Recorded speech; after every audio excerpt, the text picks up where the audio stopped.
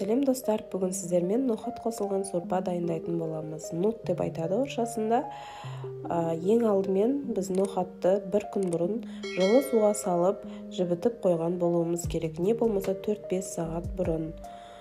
Ең алдымен пиязымызды, етімізді осылай майдалап турап алатын боламыз. Картопымызды тураймыз.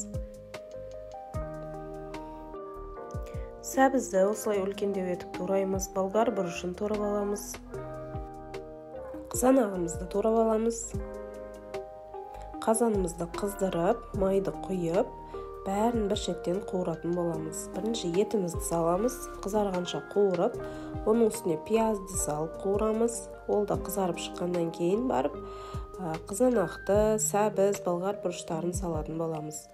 Біраз қуырып, тұз, қара бұрыш, тағы да өздеріңіз қалауларыңызша басқа да дәмдеуіштер қоссаңыздар болады. Томат пастасын қостым маздап.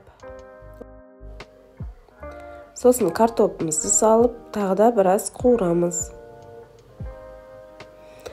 Сосын біздің жібітіп қойған дайын ноқаттарымызды салып, үстіне су қойып, жақсылап қайнататын боламыз. Міне осылай баяу отта 1 сағаттай қайнатып аламыз. Біздің ноқаттарымыз тез пісіп қалады, өйткені жібітіп алғанбыз. Міне біздің сорпамыз дайын, өте дәмді болады. Дайындап көрулеріңізге кеңес беремін. Менің каналыма тіркеліп лайк басып кетуді ұмытпаңыздар.